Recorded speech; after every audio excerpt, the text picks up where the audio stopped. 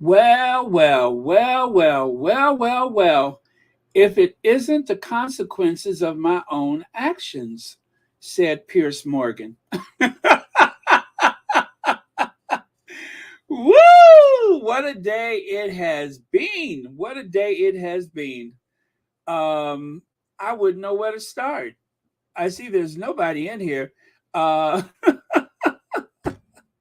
maybe I should have went on later. I think Pedal's on, Ann is on, and probably a few other people. But I wouldn't know where to start. Let me see here. Let me get my slides up. Hey, Marcy Foreman, Lydia Washington. Okay. Today is the 6th. Yeah.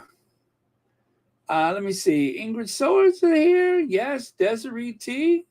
Thank you for being here. Gwen Daniels. Marissa Warfield.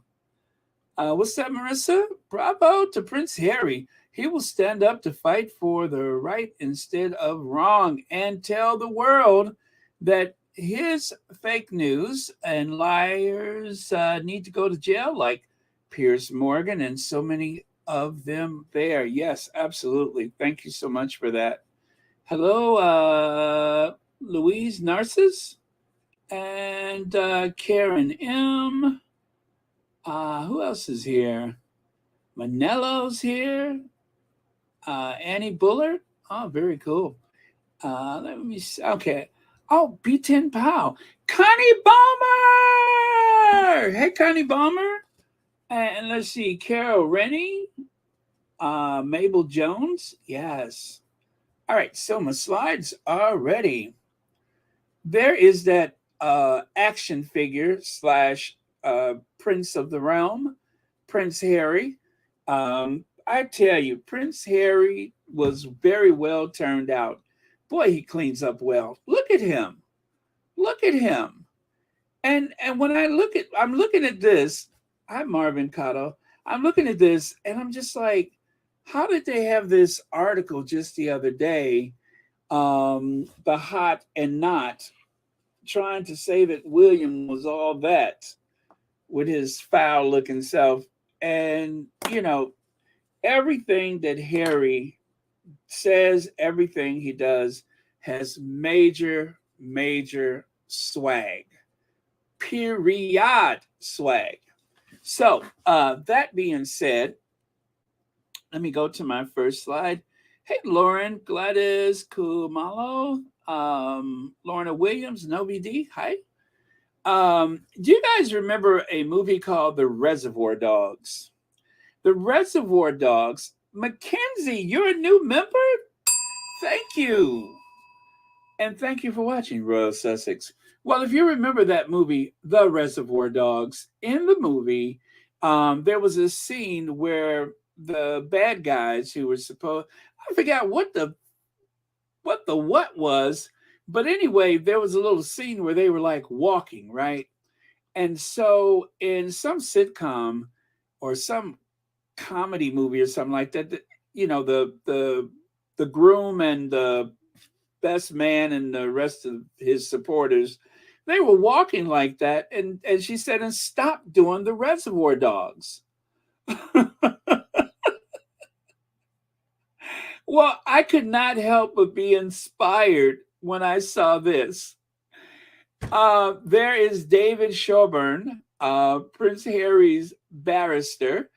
And when I saw that cool walk, all I could think of was the Reservoir Dogs.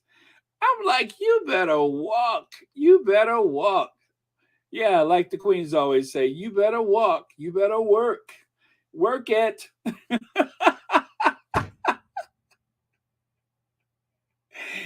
If I can get like a 24 by 36 poster of this, I would have that.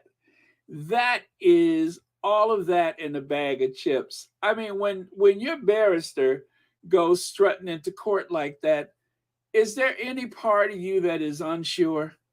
Is there anything about the day that you thought was going to go wrong? Suddenly, everything looks bigger and brighter.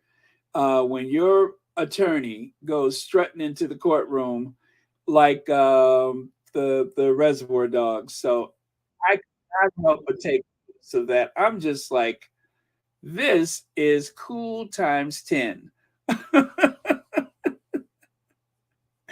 I know. Leave it to me to find something like that. Let me see. Oh, thank you so much. I am going to pin that to the top of the chat. That is Lauren Brown. She has a Sussex friendly channel. I just put it at the very top of the chat. So at your leisure, make sure you like, share, and join. Let me see here. And then, of course, there was Harry emerging from the vehicle. Um, every time he goes, well, you know what? Harry's just got that swag anyway. But let me grab that for you so you guys can see it for yourselves. The Arrival, ladies and gentlemen, The Arrival. I hope this is the right one. Yeah, I think that's it.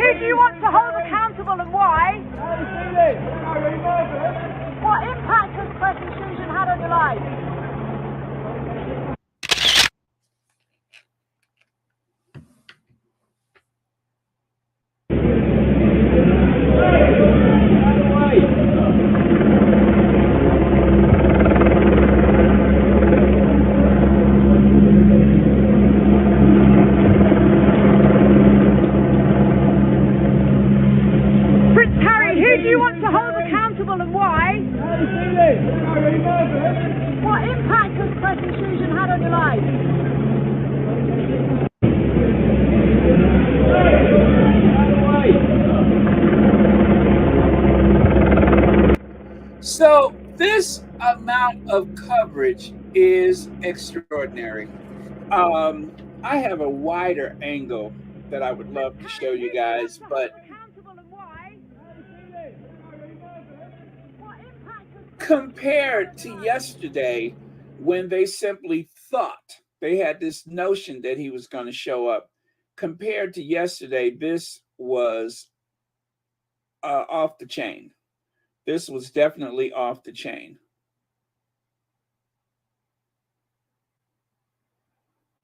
So I got one more for you. Oh, by the way, DR, thank you so much for the PayPal. And as always, thank you for watching Royal Sussex. I have one more for you. I want you to get a better view of the amount of people that there are out there waiting for an opportunity to shout a question to Harry that they know that he's not going to be able to answer. Oh God, I hope this is it. Let me see. Is that it? I hope so.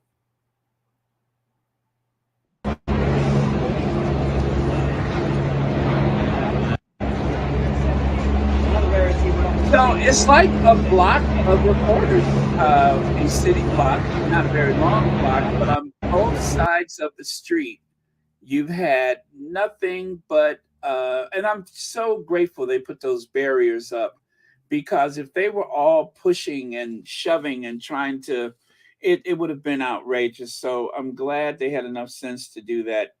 Just, and also I would like to point out too that I do believe that is one of the royal protection vehicles. I think so. Let me take one more look at that one. See there? It is a Range Rover. And check out the strobing lights on the back. Now, it doesn't say keep back, but you know what? Maybe that's just the way it's designed. It may not be one of the royal vehicles, but I saw that strobing light on the back. And it could just be a newer model of the Range Rover that has that for safety. So kind of hard to say, but it seems like it may very well be a government vehicle, but I don't know for certain. But I perhaps, I don't know what the outcome of things are or what the expectations are, but there may be the royal protection, perhaps. I hope so. I mean, whatever keeps him safe. But as you can see from this photo, he still has his people with him. That guy right there is someone that's always with him. So that's a good thing. Leg says they have that BDE, bring down everyone.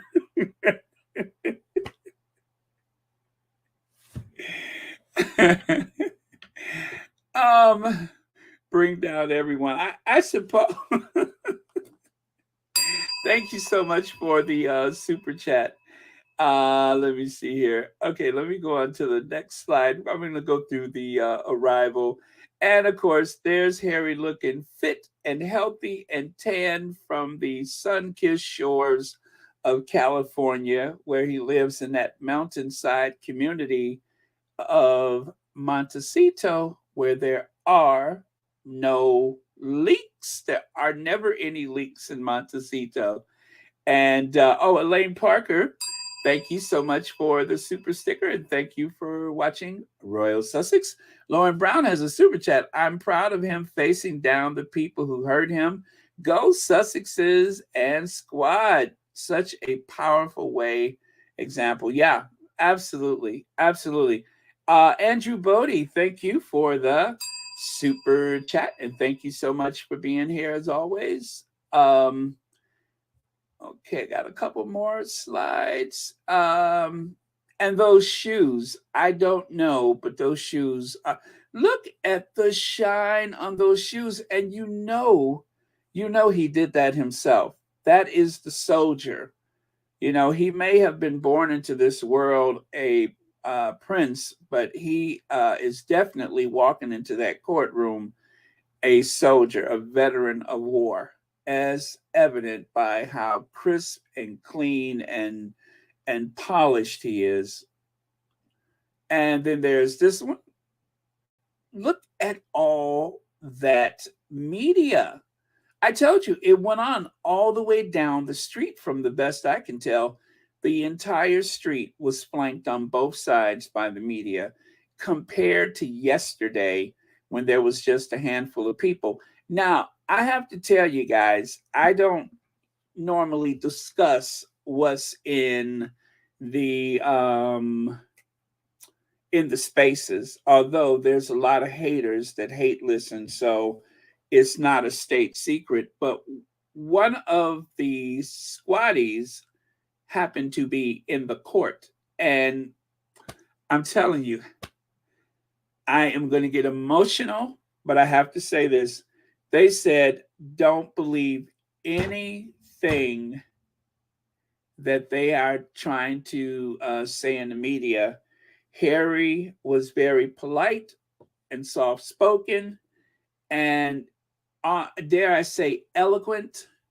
But they said that they was so impressed with the way he conducted himself. And this whole thing, and I said that yesterday, is that they were trying to I don't know if they were trying to um, shake him by uh, making up this whole fuss about how he's going to lose his cool and lose his temper. He's telling the truth. And when you're telling the truth, you don't need to do all that extra. LH, thank you so much for the Cash App, and thank you so much for being here. Greatly appreciate it. But he's there to tell the truth. He's telling his truth. He's telling Diana's truth. He's telling the truth of everyone that he has known and loved that has been affected by this tabloid media culture, and then whoever is leaking or has been leaking from within the royal household. Oh, thank you so much. I don't like to say the names, but yes, thank you again, Lady H. I don't like to say the names because you know how it is. Some people would prefer to remain anonymous. I found that out early on, um, when I was starting this channel. So there you have it. And now one more look here. One more look here. This is a broad. Are those people going to crush themselves at the very closest point in which they could take a photo? Look at those animals back there. Look at those animals back there. So there are no cameras in the courtroom, as you may have heard. There are no animals in the court. Animals. Uh, no cameras in the courtroom. Listen to me. But if you take a look here, you can see the artist's impression of Harry's time in court. Um, Let me just say this: the artist could have done better. I mean, come on. They said Harry he smiled when it was appropriate to do so. He was soft spoken. This looks like he's being interrogated by well, I don't want to say it too soon, but the enemy. But it does. It looks like he's being interrogated by the enemy. When, from all accounts, and these seem to be two different artists, that's just not the way it was. Now, this right here, this is Prince Harry's opening statement. Now, I'm going to do a video later, and hopefully I can cover all the pages of his opening statement. That is my intention anyway, is to do a video for that. And, and of course, I think it would be very convenient for especially people that are not as comfortable with the language. But it says right here, I make this statement in support of my claim for damages and other remedies against MGN rather Limited, and the publishers of the Daily Mirror, the People, and the Sunday Mirror newspaper. The fact and matters set out in this witness statement derive from my own knowledge and are true, except where I indicate that the information derives from a third party, in which case, and I guess third party means that it was investigated and that the information was found, um, and or maybe they quoted someone else who had knowledge of it. So I think that's what the third party means. So there's what he knows directly that he's going to testify, and then of course there's whatever came out through a very thorough investigation from his legal team, right? And so let me continue here. This witness statement was prepared by my solicitor following a series of video calls with them. So, right there, they're laying out very plain that it wasn't that I sat in a room and I went through all this stuff. This was compiled over a period of time. It has been well thought out, I am sure. And of course, he's letting you know that, legally, yes, this is about me, but other people help put this information together. So the fact in the matter is set out in this witness statement derived from my own knowledge and true, except where I indicate that the information derives from a third party, in which case it is true and the best of my knowledge and belief. The witness statement was prepared by my solicitor following a series of video calls with them. In this witness statement, I refer to documents which are listed at the end of the statement. These include 50 newspaper articles published by the defendant's newspaper, which contain private and confidential information relating to me and my associates, which was not publicly known and which I now understand might have been obtained unlawfully by the defendant, along with documents that have been disclosed in the course of my claim. So, as I said, thoroughly vetted and investigated and very well put together. I am sure you guys probably saw that image of a box. It was one of those one of those documents, one of those, one of those boxes like they have at the offices where they store a lot of important papers. And that is what they carried into the court. And according to John Cleese the other day, Harry's lawyer is very, very capable. He said he's never seen anything like it. Denise Dublin, thank you so much for the super sticker. And thank you so much for being here. Happy Tuesday to you. A very empowered Tuesday, thanks to Harry. And he says, I was born into the British royal family on 15 September 1984 to my father, King Charles III, and my mother, Diana, Princess of Wales, and I am currently the fifth in line to the throne. I was educated in the United Kingdom at Ludgrove School and Eton College, where I underwent officer training at the Royal Academy, Sandhurst, where I was commissioned as a cornet into the Blues and the Royals, and then the Army Air Corps. I served in the Army between 2005 and 2015, stationed primarily in the United Kingdom, but was posted in Afghanistan between December 2007 and February 2008, and between September 2012 and January 2013. Since leaving the Army, I have remained closely involved with the armed forces. You better say it again. Thank you so much, Lottie, for the super sticker, and thank you so much for watching Royal Sussex. Glad you're here.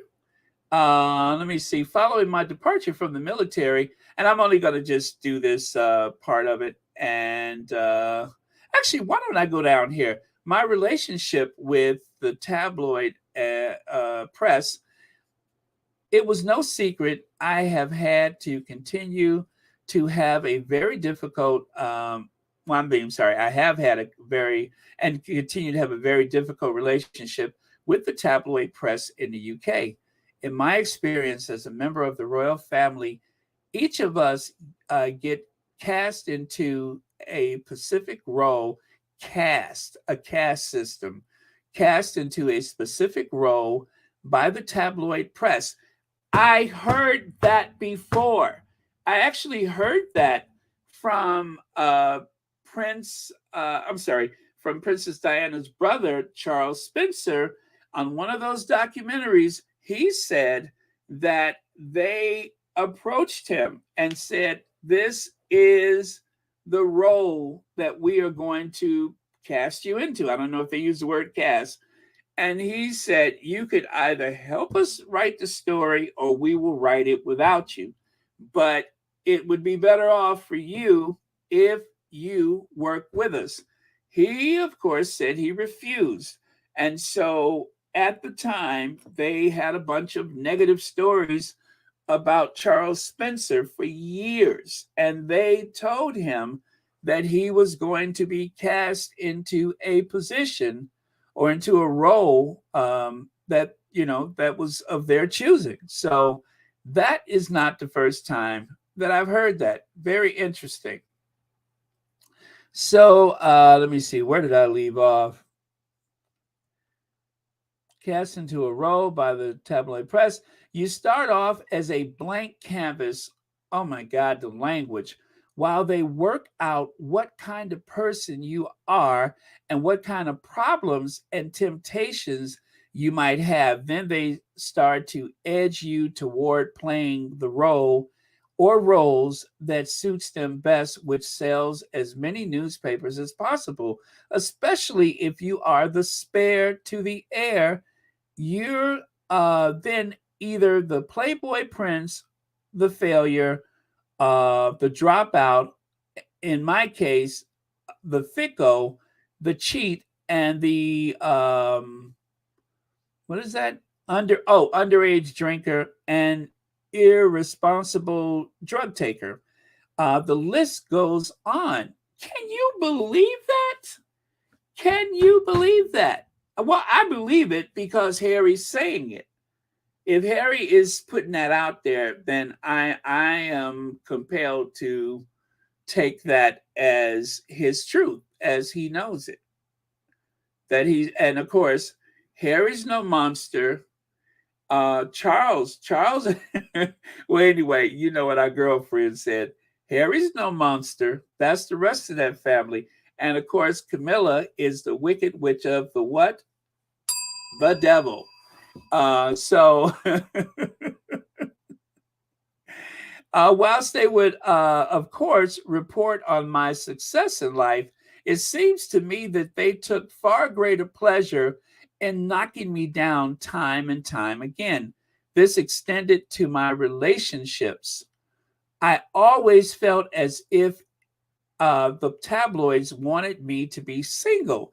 And remember, William said in so many words, or actually, no, I take that back. I don't think it was William. I believe it was Harry said that he believed that they did not expect him to get married, that it was more convenient for them if he never married. And that is likely why they were never excited for Harry to actually have a strong relationship. Not the press and not even his family. And certainly not his brother. His brother needed to be the very model family man, even in spite of all of the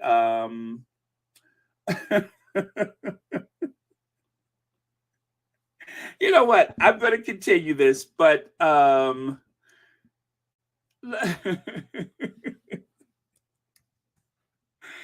think we need her right now, don't we? We need her.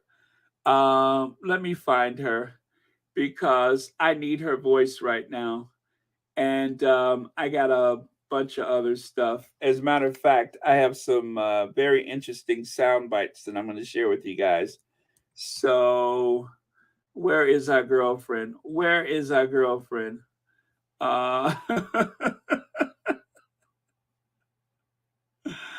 Oh, man. As a matter of fact, and actually, it's Harry and Meghan. Okay, you know what? Let me throw this one in there. Let me throw this one in there because it is so germane to the conversation.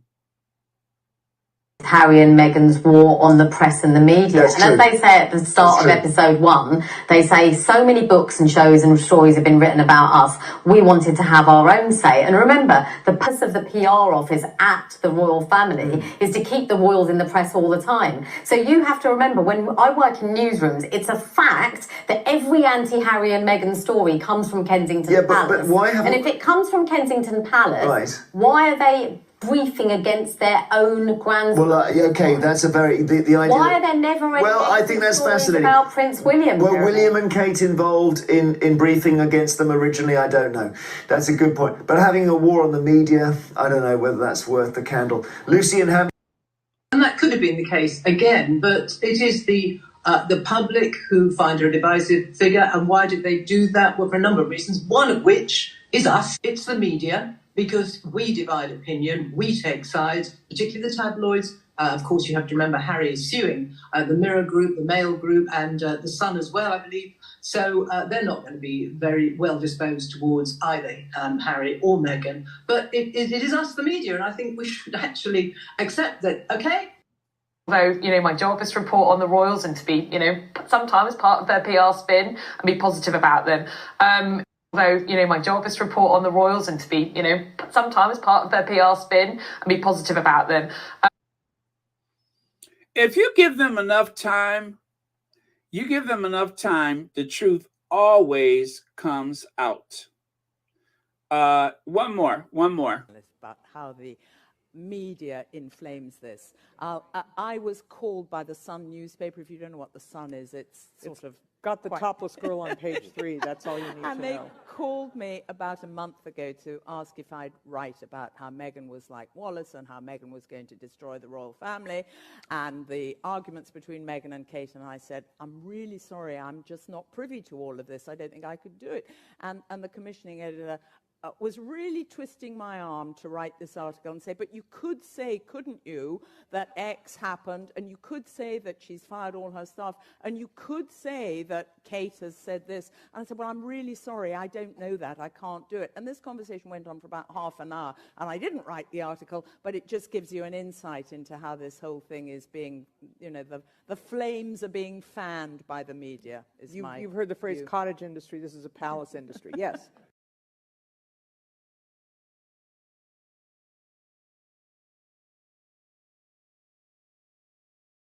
For the first time, as you know, Harry and Meghan has not mentioned Hoghead by name. Hoghead, as much as, and I think that the more they ignore him, or should I say, the more that they refuse to acknowledge him, the more frustrated and the more volatile he becomes. There is a certain evil within that hog head, behind those very suspicious looking eyes. There is such an evil behind there, lying, just waiting to emerge, which is usually on a daily basis, to figure out some kind of way.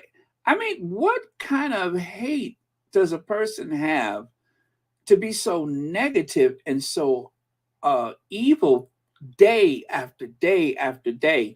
And I told you, his power word is hang on, hang on. When he says hang on, that means he's going to speak over the other person, and that he's going to find some kind of way to get his talking points in. And you, of course, do not have an opportunity to respond at all. I've seen him do that time after time, and it's very, very frustrating to watch. So I'm so glad that finally, within a court, as part of the permanent record, where there's no disputing that these things have been very well investigated and now documented. So, you know, there is the entire tabloid media press. There is the Royal Rota. There's a lot of people that are able to shout down any type of opposition.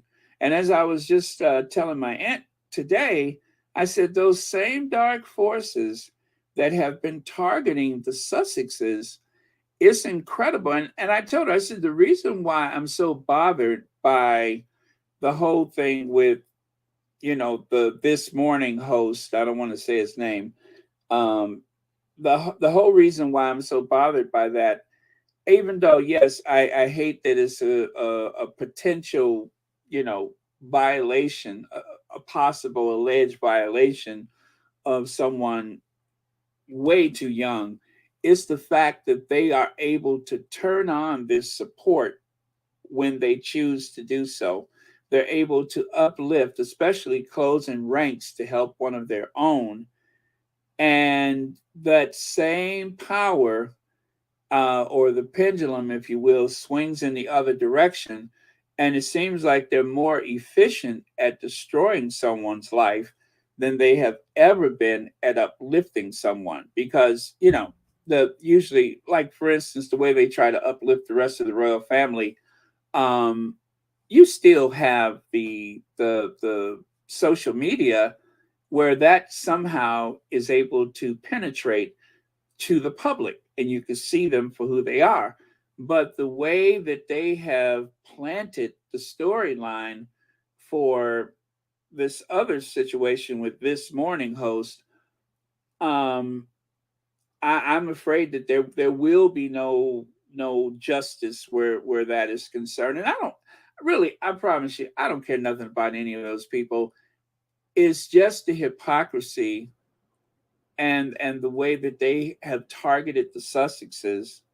And then if you could use those same arguments that they're using to try to save him and his career, if you could use those same arguments about how he has been so damaged by all this press and media, then actually, I know they don't want to see it for what it is, but it's just frustrating because we're trying to, demonstrate, well, this is what you have been doing to Harry his whole life, and this is what you've been doing to Meghan since what, 2016? How is it different? Which is, and let me show you something. Where is that at? This is what's odd. I haven't had a chance to research this.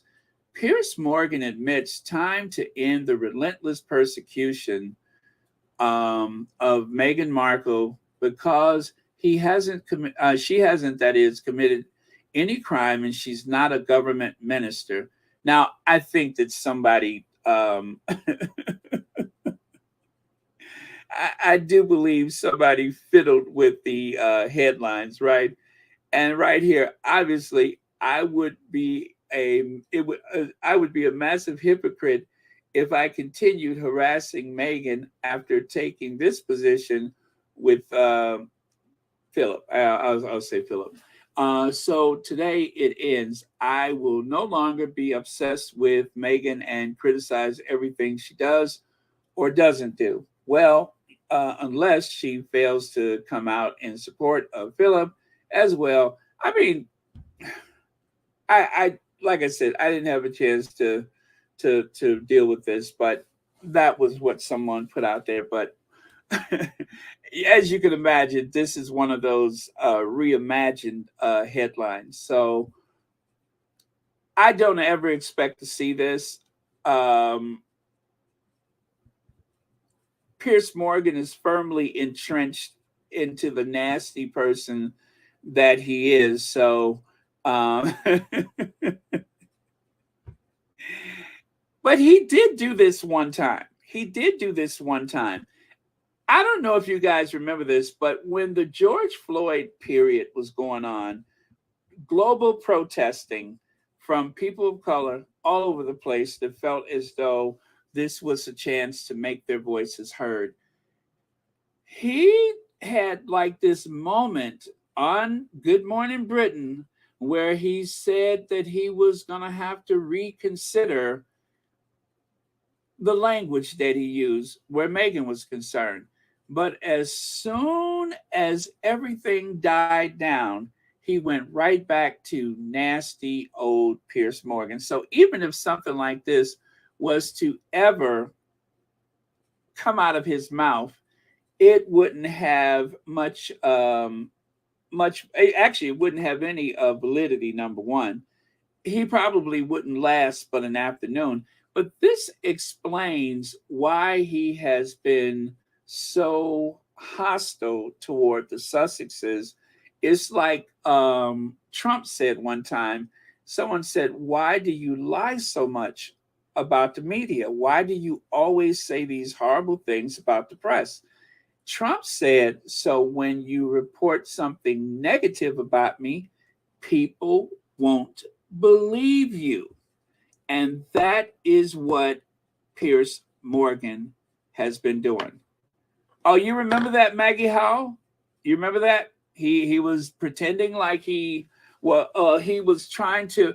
I think he realized that at that period of time that the way that he had been attacking. Now, remember, it's not supposed to be about race. The way he was attacking a woman of African American descent was probably looking really bad. But as soon as enough time went by, he went right back to the old Piers Morgan. So it's almost like I was dreaming. I feel like I was dreaming when I saw that, as though I was in an alternative universe. And then all of a sudden, if not the next day, it was right back to all hate all the time. But yeah, that is the reason why he does that. The reason why he cannot stop talking about them in such a negative way is because of all of the dirt that he's done with all of the cases that have been piled up against him. He has to paint other people as the liar so that nobody will believe when somebody is telling the truth about him. It is such a very, and it's no wonder he and Trump were so close. It's really no wonder. Okay, let me get this first soundbite for you. And yeah, I did not know that Hoghead. I had no idea that Hoghead had spent so much time going after Princess Diana. As a matter of fact, am I right to say that Piers Morgan actually had a hotel, not a hotel, but he rented an apartment that overlooked the gym? Do you guys remember that? He rented an apartment that overlooked the gym that Princess Diana would work out. I think I remember that. And they always had those amazing photos of Diana coming out of the gym. And I just assumed that was a van or a car or something like that. But who knows? Who knows where it came from? Sonia Johnson said, Baron, like I said, even if this case is fixed with it, let me see, results, and they all lose, Harry would have succeeded in placing this information on the record. Here. I agree with that 100. I agree with that 100. It is a matter of public record. Harry's not in it for the money. As a matter of fact, let me do this soundbite. Take a look at a couple more of your comments. Lorna Williams says, is that Piers Morgan word is not worth the gum on the sidewalk? As a matter of fact, the gum on the sidewalk has more value. I like that. Let me see. Shay says, this is simple. The only reason they have so much hate toward the Sussexes is because are both beautiful, smart, hardworking couple that pisses everyone off, including Charles and William. I would say, firstly, Charles and William. It's got to be Charles, of course, is very fragile, and he cannot stand to be overshadowed because he believes that everything he says and does is so monumental. And also with William, well, William is not good at anything. I cannot think of one talent. I cannot think of one talent that William has. Someone today asked me, have there been any outstanding monarchs? And I said, not a one. Not a one. I said, everything that is done in their name. The monarchs are involved with very, very little. I cannot think of anything monumental that they have done, any good that they have done in the world. Now, they have done some very powerful, treacherous things like, signing off on the transatlantic slave trade, that sort of thing. But in terms of like anything monumental that has done a great deal of good, like, for instance, the Prince's Trust, that's a very admirable thing. But Charles didn't earn that money. Charles was given money. Charles managed to be the firstborn male, and he inherited a duchy. So he never worked for that money. Now, he's managed the duchy well, is from what people say, or has somebody managed it very well for him? He has some great ideas and all that kind of stuff. But in terms of him being a self-made person, no. He had to do something with his time. And as we found out, he had 70 years. And if I have to give him credit for anything, the fact that he actually decided to do something with his time, that is impressive, but monumental, no. Life-changing, I'm sure people directly affected in the Prince's Trust, but again, it's not like he worked for the money.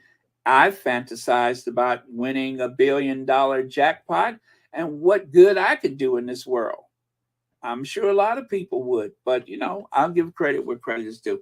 So let me get this sound bite going. And I don't have any cookies, so maybe I'll go get a cup of orange juice or something. Let me see here. I hope this works out.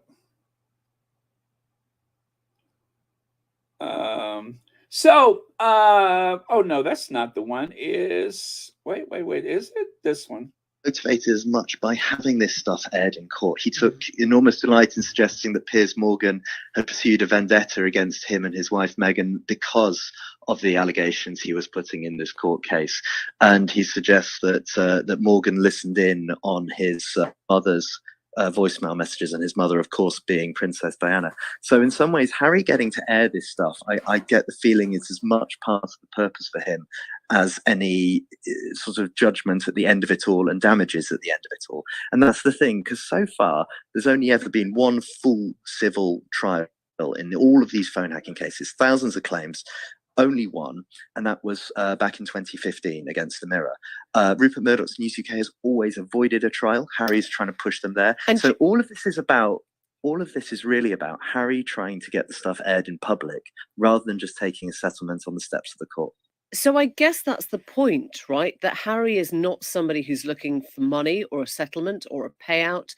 If he wants all this stuff to come out, can the Mirror ever win this one on technicalities? The Mirror can win it on several grounds. It could win on the fact that Harry waited too long to file his legal claim, which is a technical point, but a pretty important one in all of this. And it could convince the judge that on the balance of probabilities, Harry hasn't got the goods to suggest that he was the victim of widespread phone hacking. The Mirror has accepted on one minor occasion that it did use a private investigator for illegal means to contact people around Harry. But basically, there's two grounds. It could be timed out, or it could be no sufficient evidence that Harry was the victim of illegal acts by the Mirror. This is all quite in the weeds, but as I say, really the reputational damage is being done to the Mirror. It's existing journalists and editors who still work for the company are being dragged into this. And as a corporate, it is struggling in the wider current newspaper industry and being dragged down by the costs of dealing with these claims of things that happened 20 years ago in most cases. I'm really struck by what you said, Jim, because it seems to me that what you could easily extrapolate from this is that the Mirror Group win the legal case and they are not found to have hacked Prince Harry's phones in the way that has been alleged. But Harry wins because, as you describe, you have got the world's media right before you, and you have got freedom to say whatever you like in court because of the privilege of court reporting, and everything will get reported around the world. So Harry is able to point his finger most decisively at the Mirror and other tabloids, and the Mirror might just walk free without any fine as a result of it. The newsagents. Okay. So there you go. And what's really impressive, it pretty much covers what we were saying. It's a matter of permanent record, et cetera, et cetera. So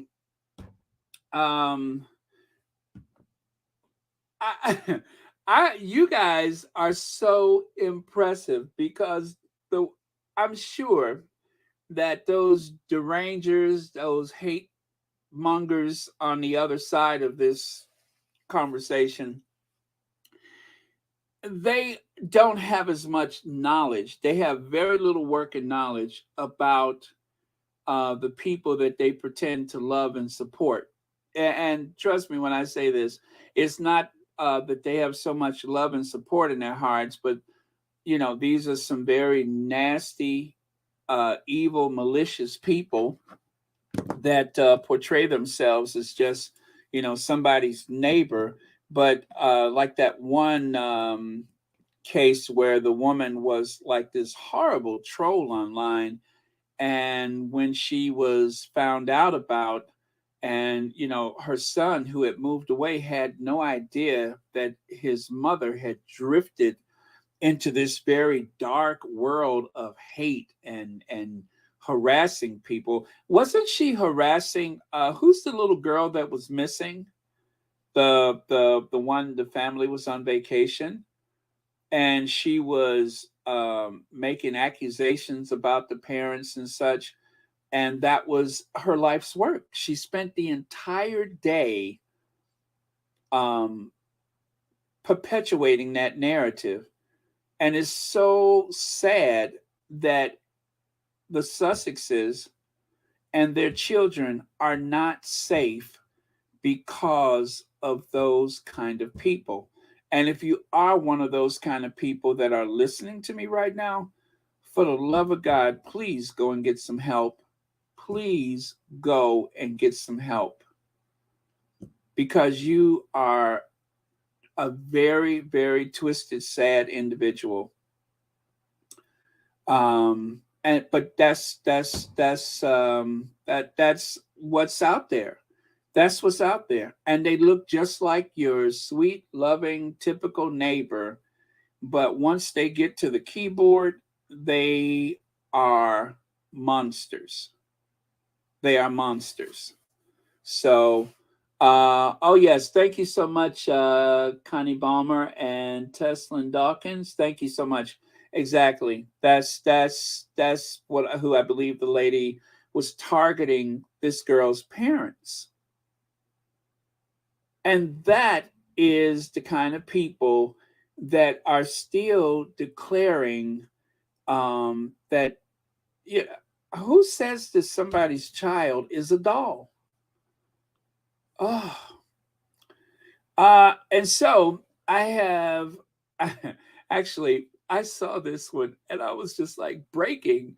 Mirror Group, and I had to use the term allegedly. You guys, well, anyway, the Mirror Group, Casey, whatever, claims that St. James Palace, Clarence House, was leaking information about Harry to them. Now, I haven't listened to all of these, and I hope that you guys are going to stick around. As you can see, the time on these, but somebody put all 4 of these together. So I am going to enjoy the sound bites with you, in the order in which you see them from left to right. I think what I'll do is I will do one sound bite. We'll have a little chat. Does that work for you guys? Then the next little chat, the next little chat, the next little chat. So yeah, this is new to me as it is to you. And what a day. What a day. You guys, I have just been, my head has been turning left and right trying to figure out what's what. Yeah, he's saying, look, we weren't the only ones saying this. It was in the Times, the Daily Mail, the Evening Standard. They all had this information as well. Why did you not read their articles? Harry's sort of saying no. Well, he said you should be reading those articles because we weren't the only ones. We were getting it from various sources, including from St. James's Palace. The palace itself, as the Mirror Group are arguing, giving this information out too. So I think what is interesting are these sensitive flight details. I do think that is a very different bit of information because it's so specific. And the kind of information that Harry knows he wouldn't have wanted out in the public domain. And in terms of how Prince Harry's done in court today, Laura, you've been in court and listened to some of the evidence. How do you think he's got on?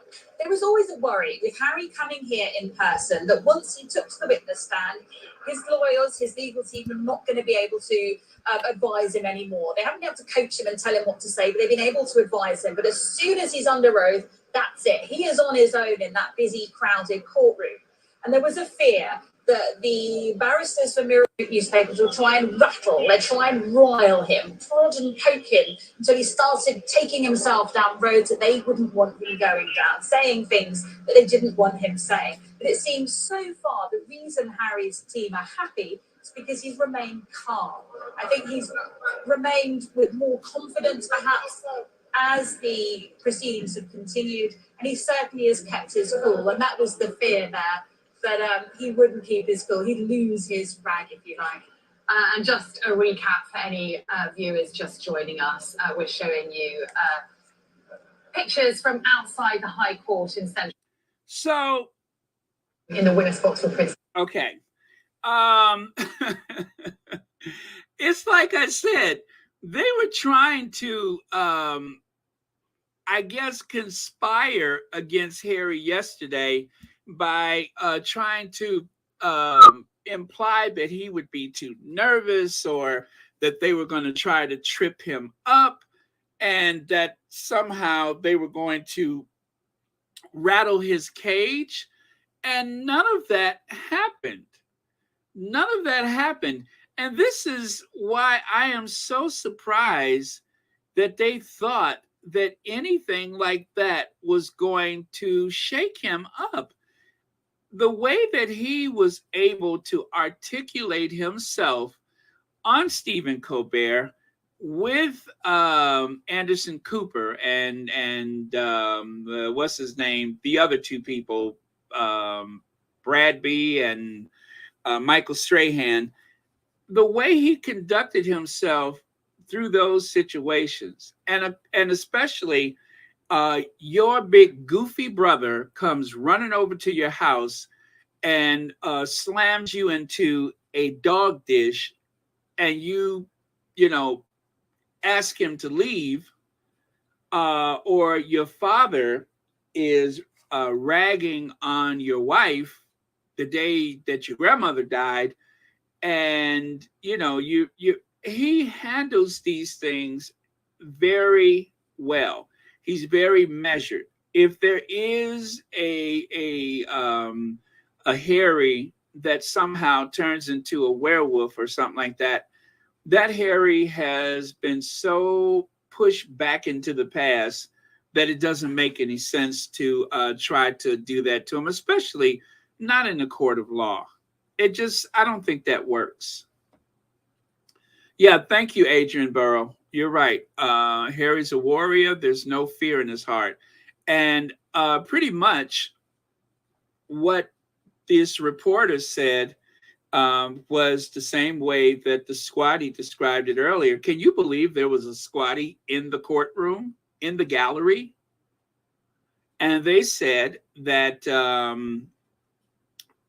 that Harry was just beyond belief and a very impressive witness, very impressive.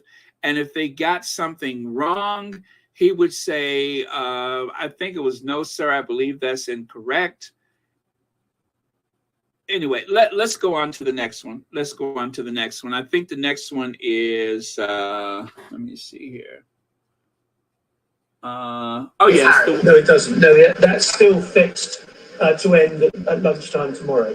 Okay, and how is Prince Harry doing? How did his evidence conclude today? I think he's done incredibly well. Really, really well.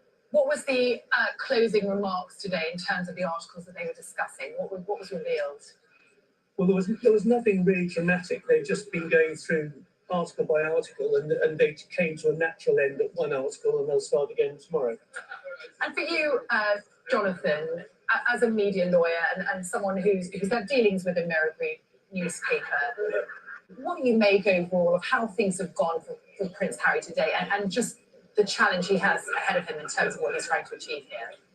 Well, listen, although Harry has the burden of proof on him, he only needs to establish one of all the 33 claims that he's making to win. And so he's got one chance. Sorry, the Mirror has, he's got 33 chances of winning. The Mirror has to defeat all of them. Okay, well, just to update our audience, Prince Harry's car has pulled up outside the High Court. So there we have it. It's usually a pretty good indicator that he's... Okay, so that, I guess that was when Harry was leaving. So that kind of reaffirms the last one.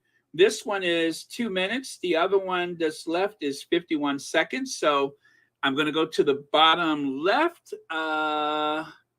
Let me see. Can you guys hear okay? I hope so. The sound quality is not extraordinary, but and in case you guys don't know it, I will put a link on the community tab later. But you can download Harry's remarks in court. I was going to do a video. Well, I'm still going to do the video anyway. But you can download Harry's remarks in court. This guy is nobody's fool. He's nobody's fool. He's very bright. In spite of how they tried to cast him, he is doing extraordinarily well. So I'm so proud of him. But Jonathan, just on the responsibility of the Mirror Group here, we've heard a number of names today of journalists that wrote articles about Prince Harry. And he's questioned, where are they? Why are they not explaining how they got hold of this information? Why should I have to explain and prove that it was obtained unlawfully? Why don't they just come along and tell me how they got it? Well, that's a regular theme, and you can see his point. This is covert activity. The nature of covert activity is it's difficult to discover it. There have been lots of tracks covered here, and particularly, as both he said and both David Sherborne said, an awful lot of documentation has been binned by the Mirror Group, which will not be lost on the judge. But I think he's confident that when all of the evidence is put together, so just like a jigsaw puzzle, the picture, even though we don't have an absolute smoking gun, will so strongly indicate that he's right that the judge will come down on his side. And is there any onus on the Mirror Group newspaper to bring some of these witnesses, or can they choose who they call? I realize I haven't fully answered your question. No, there isn't.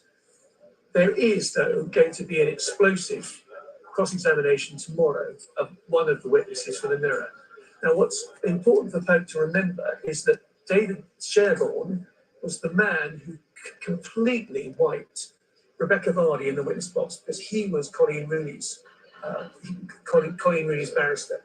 Twice he reduced Rebecca Vardy to tears. So this Mirror journalist is not going to be spared by David tomorrow, and so significant does he regard this, is that right at the end of today, he stood up and said, he went through the time schedule. There have been lots of bickering about who gets what time. He said, look, I need 3 hours to cross-examine this lady, so I'm not going to finish on Wednesday. Can I have some of Thursday? Ooh. Ooh. So, did you hear that? David Sherborne is he said he's going to need some time with that witness. I'm hearing this for the first time, you guys. I saw this and I saved it. I'm just like, ooh. Why is this giving me my life? I love it. I'm going to need some more time with the witness. Oh, man. Too bad there are no cameras in the courtroom. But oh,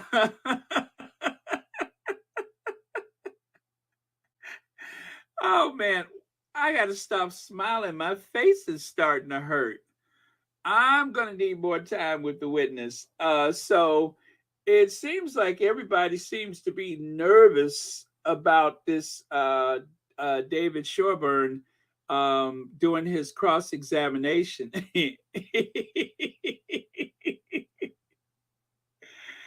Oh, man. What's that? B10 says, Baron, the date is today's date. That article, too late, not accepted. Oh, really? Okay. All right. So let me do this last one, and let's see where that goes. This spectacle, but the day in court that Harry has long hankered for. And what's your take on the relationship between the royal family and the British media, namely the British tabloids? Prince Harry's father, it's reported, told Prince Harry that his legal fight with the British tabloids was a suicide mission. Talk us through, if you can, your insight into what that relationship is like and why King Charles may have described it that way. I mean, the monarchy and the media broadly are very necessary bedfellows. They rely on each other. The monarchy relies on the media for its image to be disseminated and to remain relevant, and the media relies on the monarchy to give it stories. But then, of course, at the... Oh, okay, so that was it. All right, so let me put that away for now. And so that was all three of those. Thank you to whoever the squatty is that linked these all together. That was very helpful. Now, the official chaplain of Royal Sussex, Jacqueline Squash, says, "To God be the glory, the Lord strong and mighty will always be with our Prince Harry, because the God of salvation, Emmanuel, is with Prince Harry now and forevermore. God bless the Sussexes." And then Jacqueline says, "We are praying without ceasing for our Sussex family, Mom Doria, and all of God's people everywhere." Amen. Thank you so much, Jacqueline Squash, the official chaplain of Royal Sussex. I am so humbled to have an official chaplain on the Royal Sussex. That is more than I could have expected. Thank you so much, Jacqueline. Hey, Joan Garcia. So take a look here, you guys.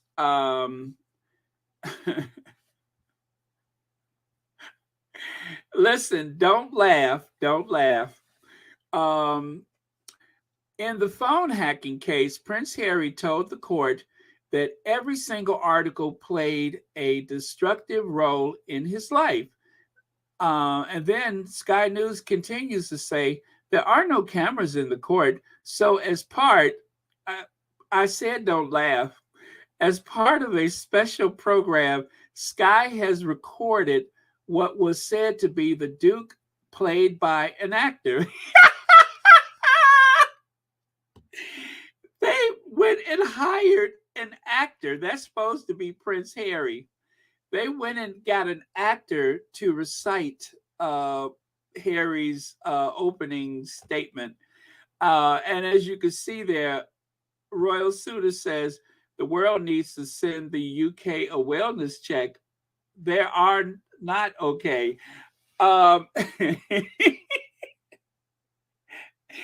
They hired an actor.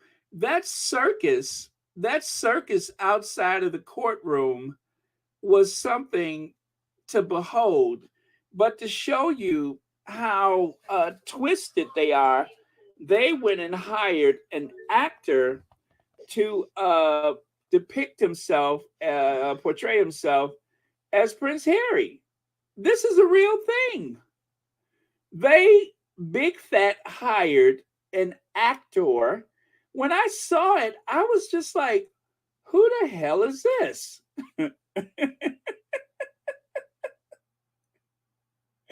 So they do need a wellness check. That again, as a child, every single one of these articles played an important role, a destructive role in my growing up. To give any confirmation that I can specifically remember reading the articles at the time, I believe would be speculation. Yes, as you said, more than thousands, maybe millions of articles have been written about me since age 12. Yes, because it's 20 years ago, I simply cannot speculate how it was and whether I saw these articles at the time. I certainly saw lots of articles at the time. The ones I was made aware of because of the behavior and reaction of people in my inner circle. Unfortunately, stories that I've only shared with one or two people within my inner circle ends up front page of newspaper or any page. Your circle of friends starts to shrink and diminish rather rapidly. So,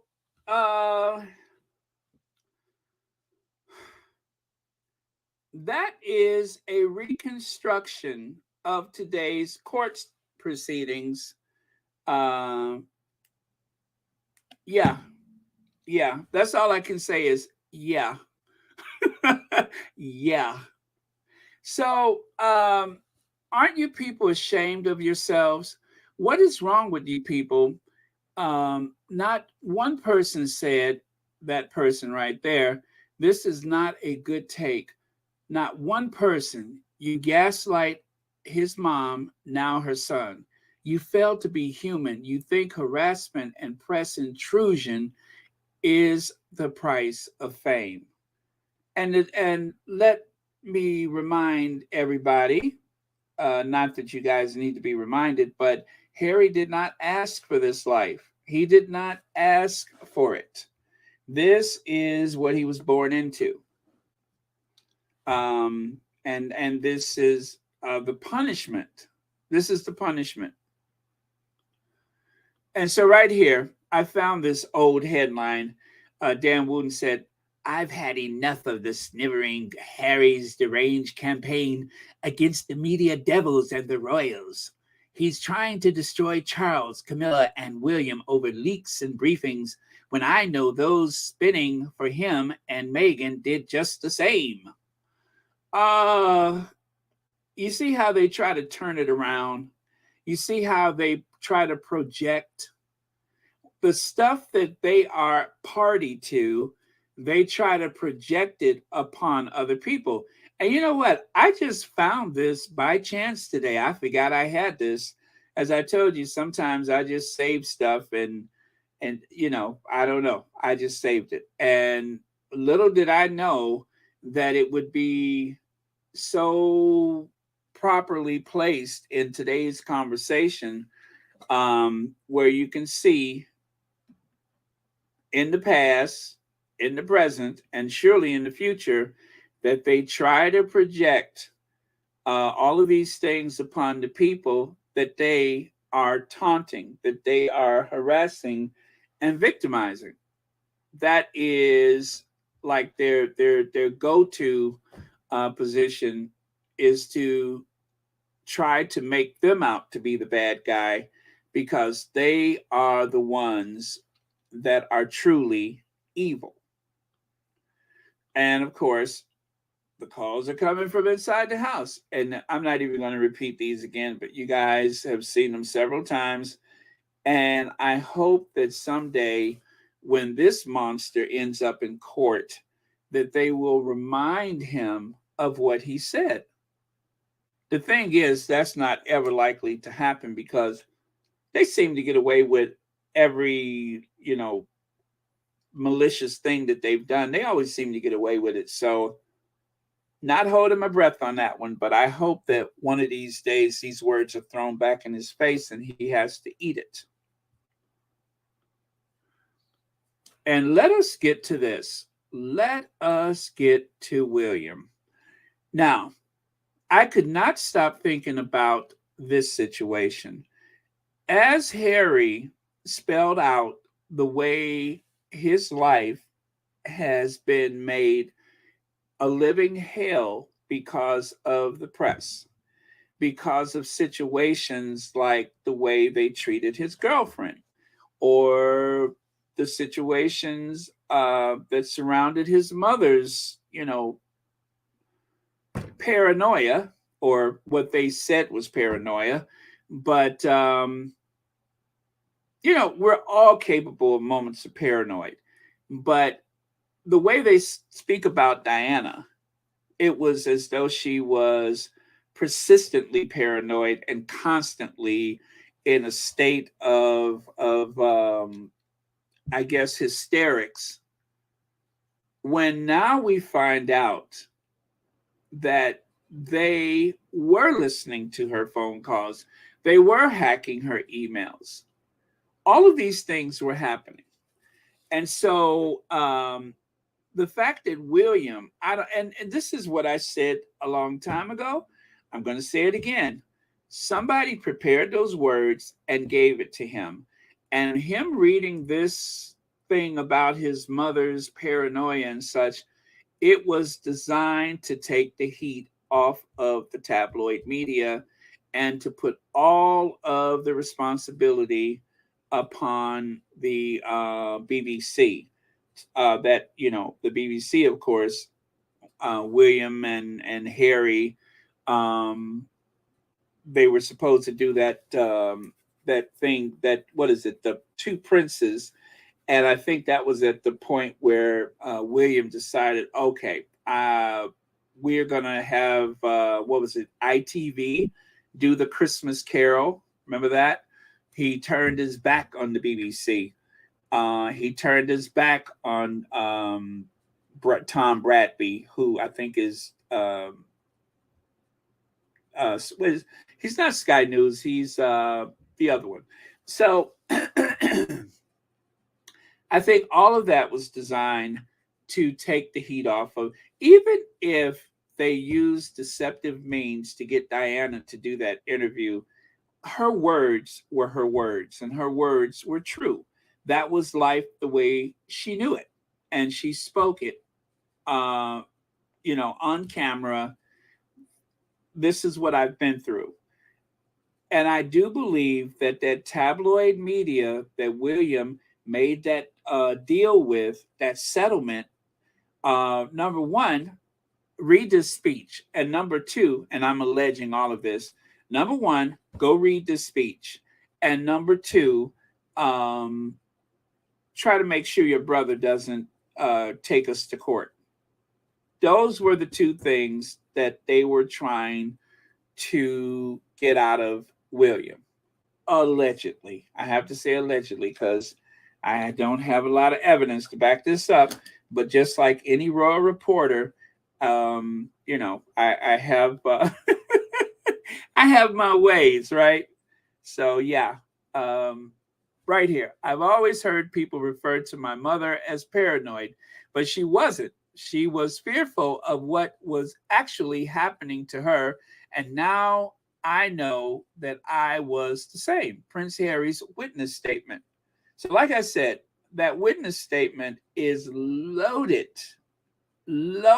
with so many truth bombs that it is going to go down as one of the most extraordinary moments of Harry's life, of the royal family, especially in relations to the, as it relates, should I say, to the tabloid media.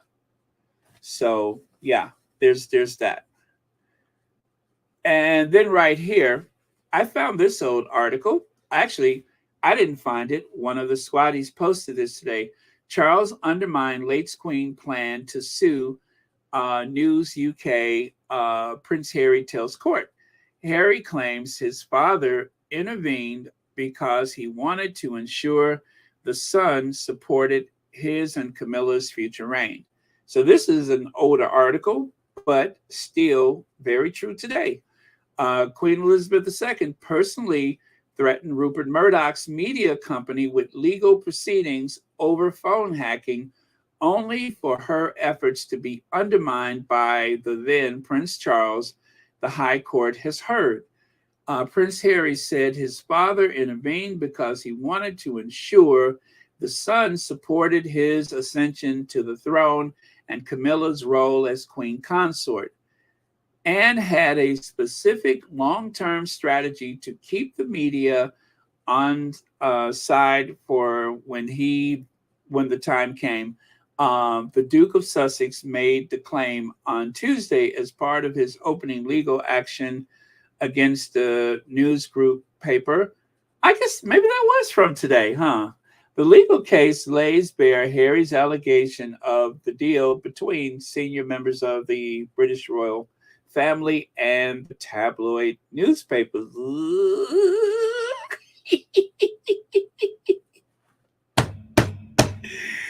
Oh, let me tell you something, guys. This is getting very, very, very deep.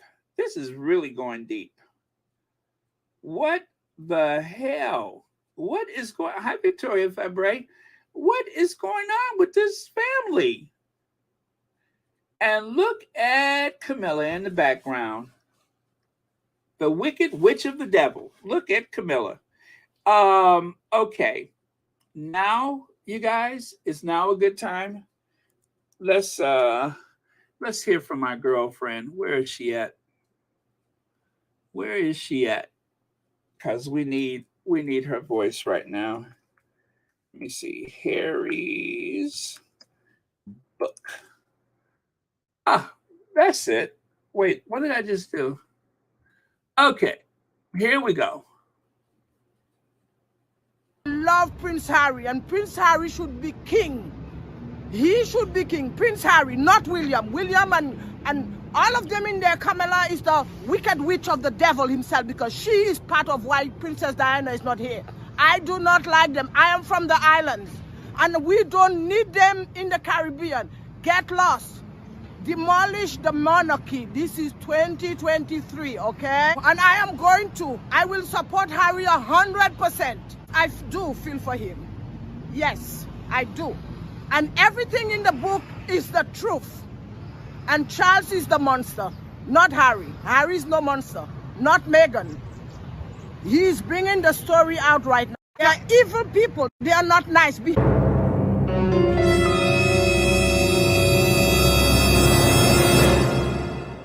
Behind the wall, we all are one human being, and behind that wall there are no difference with me and you and any other Brits. Give the people back the money.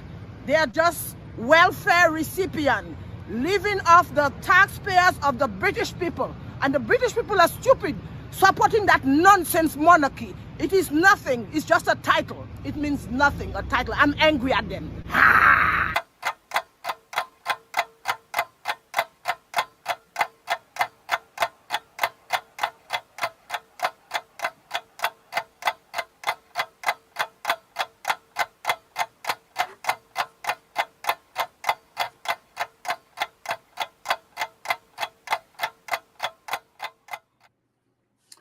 The Wicked Witch of the Devil.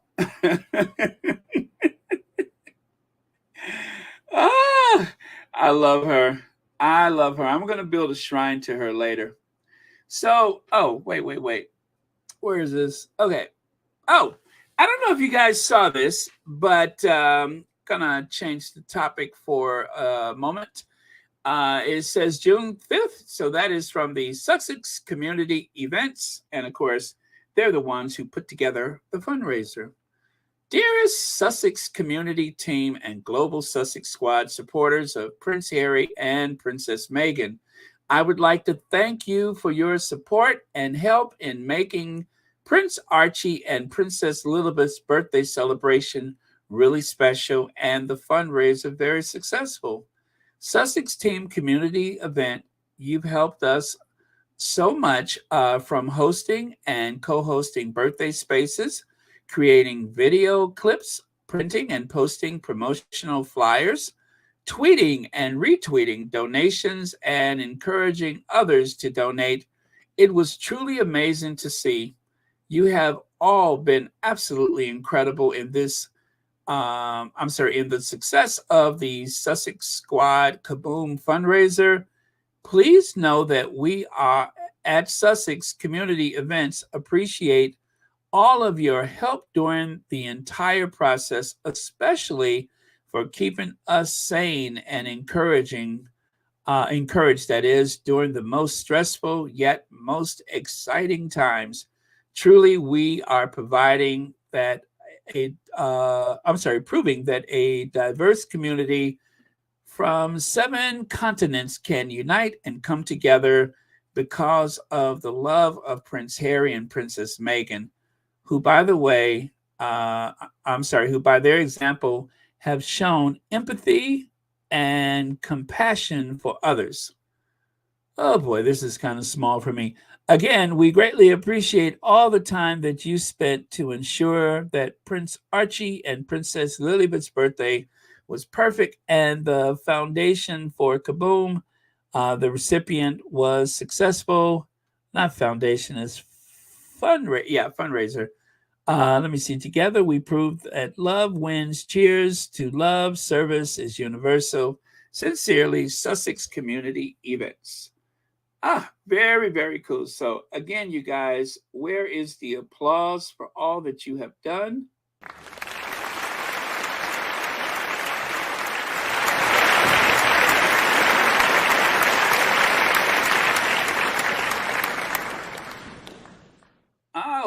Dreamy Girl says, my 16-year-old shared this quote with me.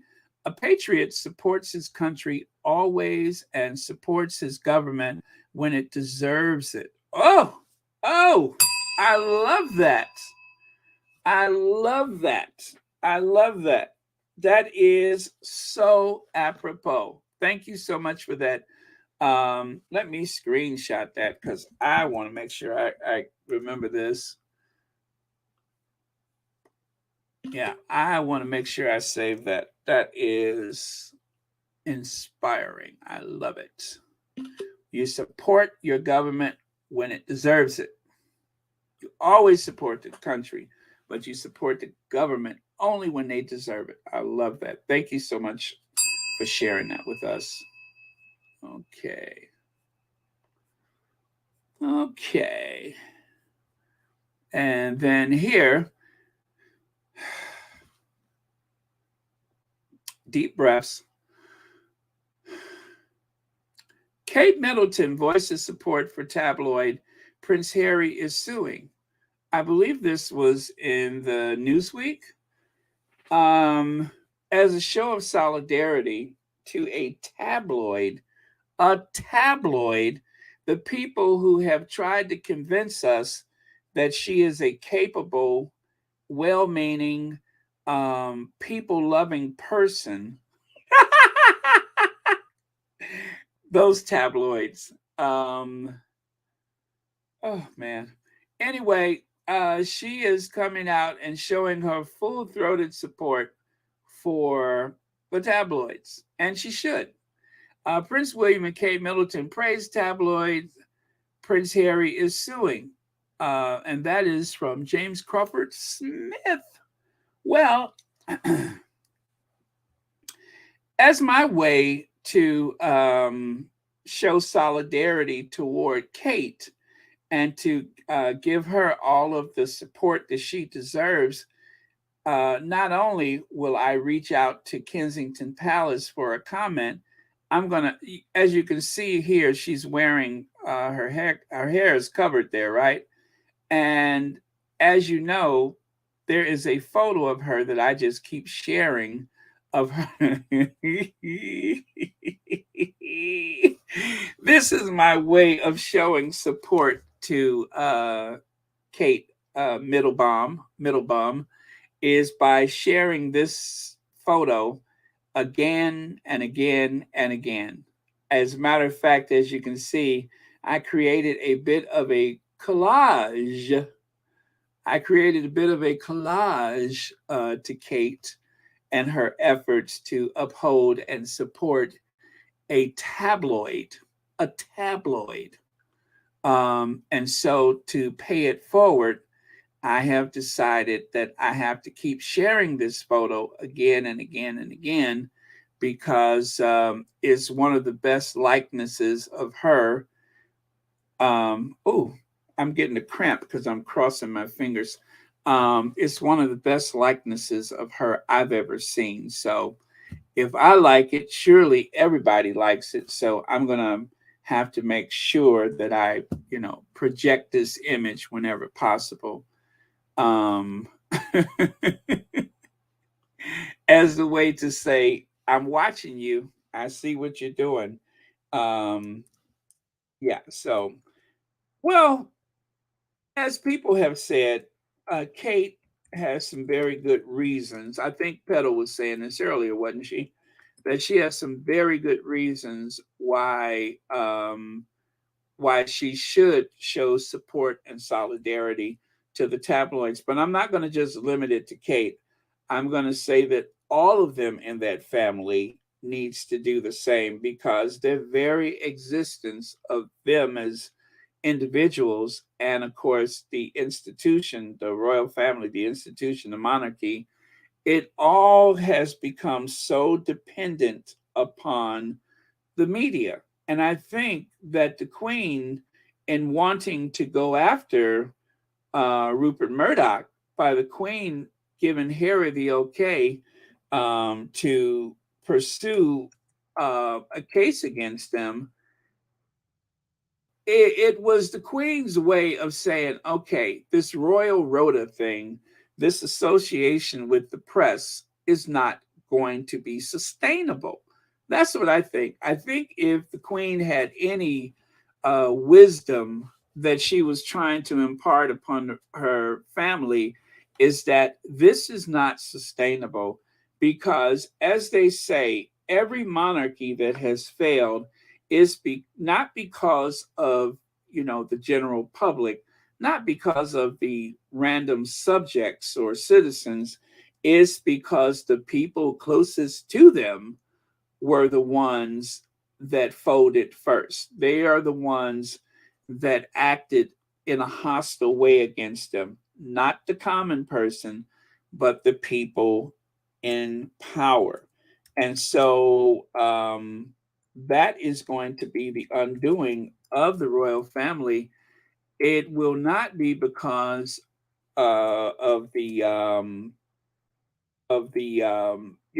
especially not the Sussexes. It will be because of the tabloids and of the other powerful people that are connected to them. That's what I think is going to be their undoing. They're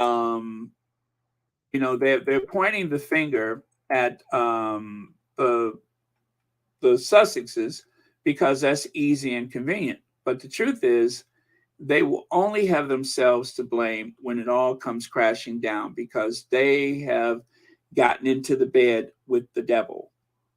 And they will be, how do they say it? You're being foolish and you're going to be paid out for your folly.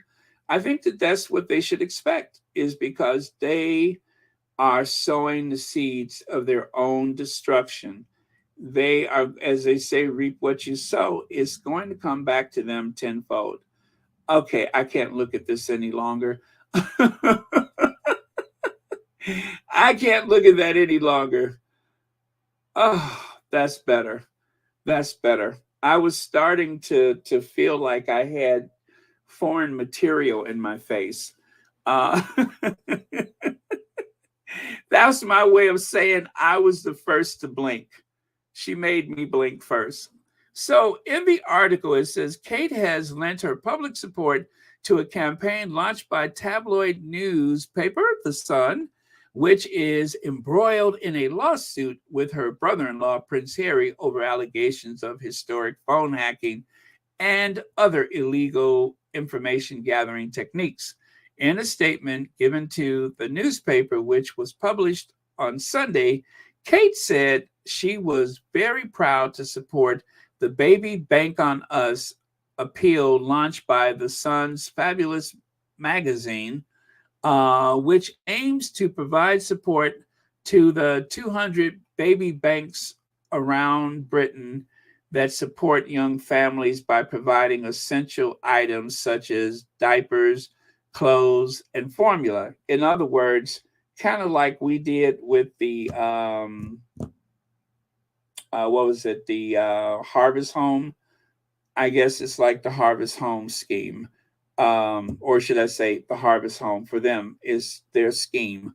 Let's see here. Kate, wife to the heir to the throne, blah blah blah.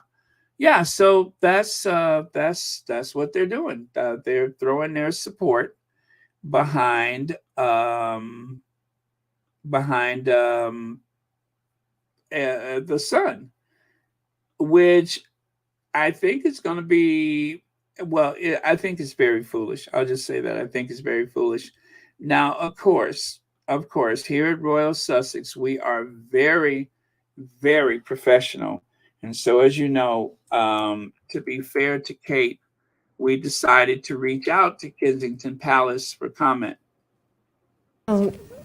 Obviously, it'd be, I would love to have met her. And she's obviously she's an inspirational woman to look up to, obviously to this day, and going forward and things. It is, it's a wonderful family. The members who I've met have achieved a lot, and very inspirational. So yeah, I do. Thank you. Whatever you said. So yeah, she does. She do and she does. And there's this. As you can see, the actress, I can't remember her name. This is yet another article about them doing absolutely nothing to her. They're going to just leave it alone, which I think is wise to do. And I don't think she did anything wrong. All she said was, we have just left the Westminster Abbey where there was this melting pot of humanity, this cross section of society, a modern day Britain represented by every race and every ethnic group and color and so on and so forth. It was a beautiful moment, only for them to go and stand on that balcony. And all she said, and I am paraphrasing, I see white people. That's all she said, is that we're back to the white people. That's all she said. I can understand why some people are troubled by that. Oh, thank you so much, Gail. Anita is Ajo Andu. Yeah, thank you very much. So that's all she said was, I see white people, lots of them, from end to end on the balcony. Not now person of color, not now person of color. That's all she said. She was just stating a fact. The fact is she knows it. So, and that's it. So, and with that, you guys, I believe this is the last one. Joe Biden received a jersey from the Super Bowl winners. Who was it? I forgot. Anyway, he received a jersey from them. And anyway, it's a video for that I don't have available, but it was a fun moment for Uncle Joe. And and so that is that for today. Thank you all so much. This has been a very well-informed day, thanks to Prince Harry's opening. Prince Harry telling his truth. I feel like I'm that much wiser about things where that family and the press is concerned, and the way that he was, mistreated in his youth. Nobody deserves the way he was treated, and I think it's just a terrible shame. But I pray much success for the Sussexes, for Harry, with this case. And we are going to be here to support him as per always. So, yesterday they had the security concerns and the tabloid circus and everything. That was yesterday's. And it turns out it wasn't so bad. So there you go. Well done, you, Harry. Let me see. Well, we have to reach out. It's the only way to be fair. We have to reach out on occasion. Let me see here. Because it's, we want to be fair. Who was it? Let me see. Baron, how could you? This is my favorite. Patrick Mohammed and Mackenzie. Oh, really? I didn't know who they were. I'm sorry. I didn't know who they were. Let me see. Chell says, it's conceivable these journalists would now ask hard questions to pretend they are unbiased. Feast for the evil royal media mouthpieces. Thank you very much, Joe. That is very profound. Let me see. Information loaded, Baron. You've made my afternoon. Going to sleep well tonight. Bye-bye, everyone. Sweet dreams. Thank you so much, Marvin Cotto, and thank you for being here. You're very kind. Let me see. Thank you, Louise Narcissus. I appreciate it. Let me see. Kim says, Baron, that lawyer barrister guy is from Agatha Christie. Oh, Agatha Christie. What was that trial? He's no joke. Tomorrow's going to be fire. Oh, yeah. Where is it? Oh, I love this. I love this. This may be my new screensaver. This may be my new screensaver. If you guys weren't here at the beginning, I referenced the movie Reservoir Dogs when they were doing that very cool walk, the whole group of them. Kind of put me in mind of that scene when I saw this photo. Oh, thank you so much, Penny Christophilus. Let me see. Thank you for your wonderful coverage. Great view, everyone. Let me see. A light in a world of darkness. Prince Harry and Meghan help others is right to stand up for good people. Yes, and you know what I always say? I hate a bully. And I hate the fact that the Sussexes have been bullied so much. You know, and for William and his father, it is really punching down. The heir to the throne and the monarch, and before that, you had the heir to the throne, and William being the next in line after him. That is really punching down because Harry doesn't have the tools that they have. They have, both of them are in possession of billion-dollar fortunes, Charles and William. And of course, because of their positions as, king and now the Prince of Wales, they are in very powerful positions.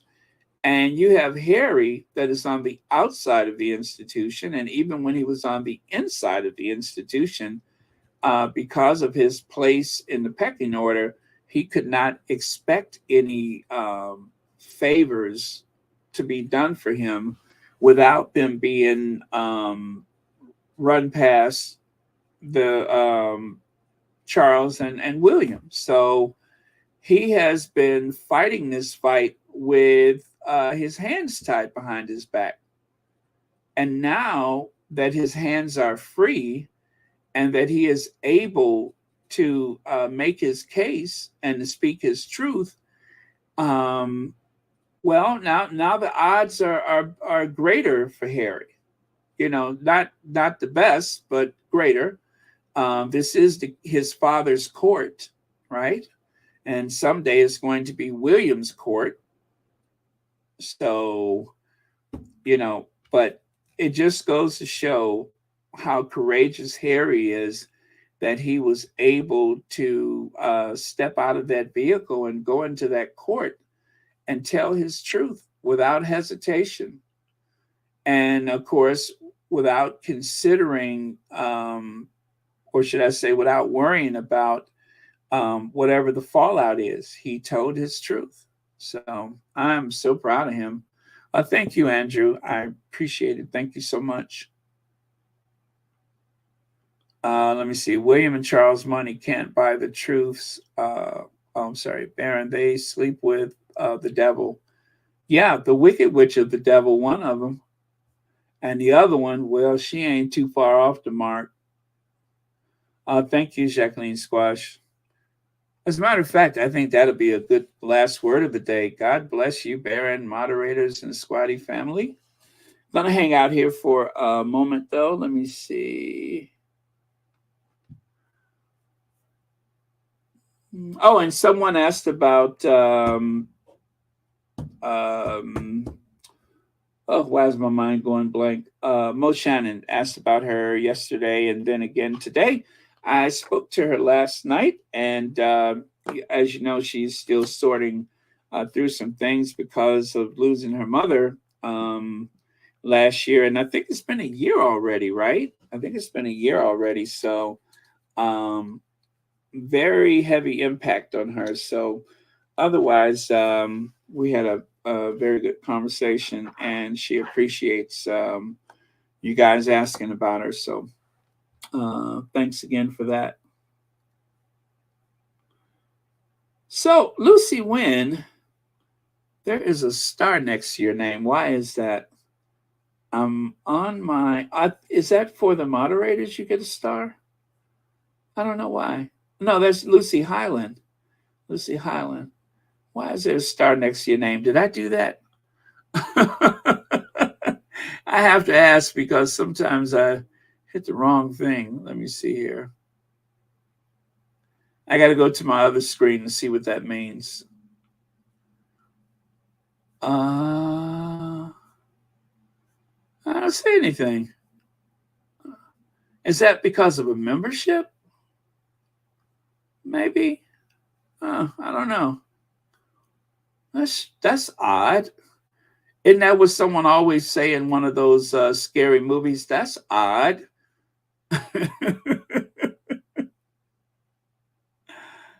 I don't know why there's a star next to your name. Let me see. I don't know. That's interesting. I wonder if I just did that. Maybe I did that myself. Oh, well, I better leave it alone before I beat in, what do you call it? I might accidentally block you, so I'm going to leave it alone. Let me know if you get blocked. Sometimes I do that by mistake. I'm like, where did that star come from? Let me see. Unfortunately, the media is still not asking hard questions. ABC News interviewed a British reporter, and he was making negative toward Harry. Yeah, that's the party line, is to go negative against anything the Sussexes say or do. They have to discredit the Sussexes because otherwise people will take more notice of them being exposed as liars and hypocrites and so on. So they have to be as negative as possible. Let me see. Baron, they gave him a house. He paid to renovate it. And then his father took it back. Harry would be going naked if he was still there. Yeah, absolutely. Absolutely. And that Charles, oh my God, Charles with the taking the house back. What do you call it? Undermining his mother, going to going to forage for mushrooms while your mother is dying. And then, of course, this confrontation with Harry about Meghan joining him at Balmoral. I mean, just what a ridiculous person he is. Charles is very ridiculous. And in the unlikely event that Harry is watching Royal Sussex, in the unlikely event, I'm sorry to say this, but he's such a fragile, sensitive, incomplete, nonsensical person. Charles Philip Arthur George Mountbatten-Windsor. Logic just does not apply with him. He has no logic. I'm so disappointed with him. So disappointed with Charles. Okay, so I think we will close this out. Let me see. Yeah, there you go. Charles is a ridiculous puppy. Sure is. He's Camilla's poodle. That's what he is. Camilla's poodle. She carries him around all day in a bag and then sits there and eat bonbons, chocolate bonbons, with him on her lap. Let me see. Yeah. Deborah Grace says, I've never seen a parent so petty. I have no words for Charles. It is shocking. It is shocking. I mean, because any of us, not all of us have grown up with our fathers, but for those of us who have, or who've had our fathers, presence in our lives, the idea that our fathers, the one of the people that have helped to bring you into this world would betray you like that. That is so hard. I just could not see either of my parents carrying on like that. But then again, you could always say the name Thomas Markle Sr. or even Thomas Markle Jr. when his father's gone, he's going to be the patriarch of the family that he was born into. And as such, he's just as ridiculous as his father. Which, by the way, you guys know Thomas Markle Jr. watches Royal Sussex, but I guess you guys know that already. He actually put the what do you call it? He linked his channel to Royal Sussex, which is disturbing. So just think, somewhere out there, Thomas Markle Jr. is sitting around in some boxer shorts, clean, I hope, a tank top, and probably holding a beer, listening to Royal Sussex. Or he might be over his dad's house going through, whatever that means. He's probably at his dad's house going through, whatever that means. Thank you, Nafisa Shabazz. Yeah, he's probably at his dad's house going through.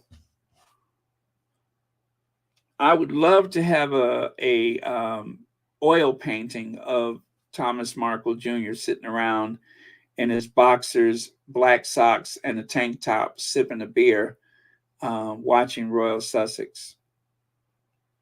Yeah, I would put that over the sofa, actually. Or someplace more worthy.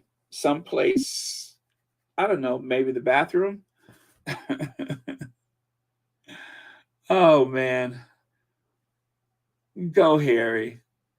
That is the Ginger Avenger. Yeah, Laverta, they are. They are some pretty horrible people. Yeah, that, you know what, that it makes me sad and it leaves me speechless, because I could never imagine my parents doing like the Markle and yeah, I just could not imagine that from a parent like Markle. And as much as I have fallen in and out with my siblings, I couldn't imagine that from a sibling.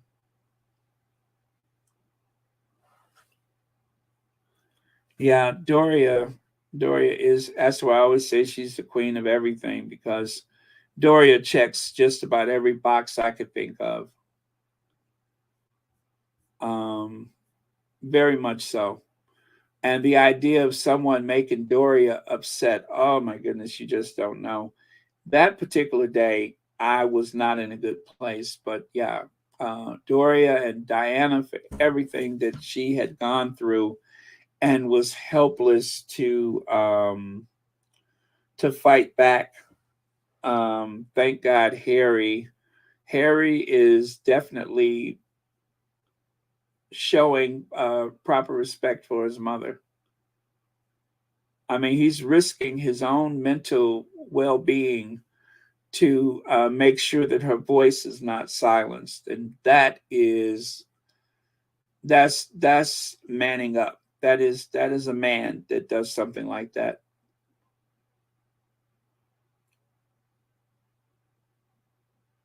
Yeah, Bright Eyes PB&J. Yeah, that is important to remember that as much as they, especially when Scamantha talks all that stuff about the family, when you consider the estrangements within that family, it is kind of hard to swallow hearing her droning on and on and on about what Meghan is doing to the family, and she and her father and Meghan's nitwit brother, none of them take any responsibility for where they have placed the family. None of them. And they're older, right? They're much older than Meghan, the siblings, as well as the fact that Thomas Markle Sr. is her dad. And yet you have this horrendous continued sustained attack against his own daughter. I cannot process that. I cannot process that. Yeah, I cannot process that. I don't know what to do with that.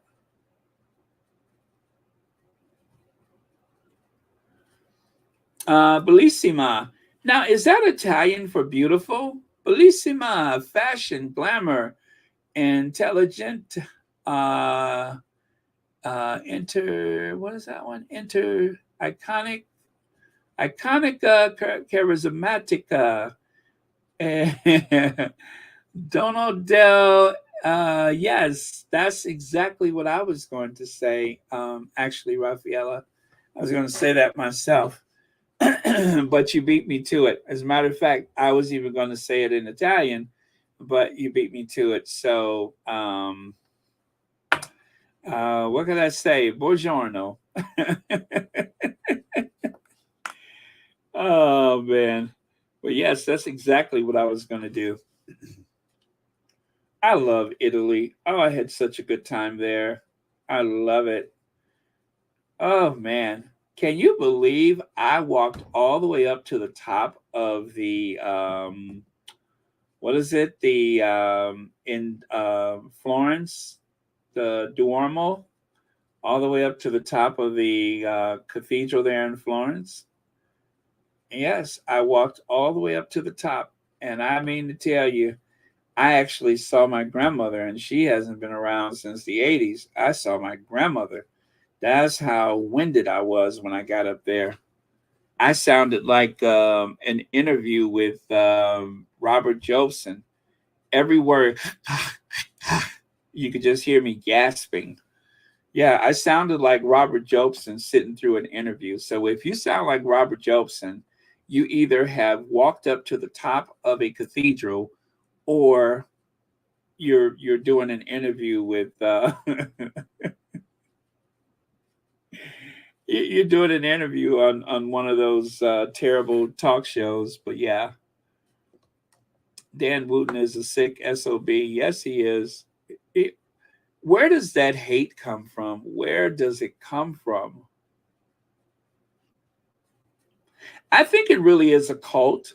I think that there is a cult of personalities.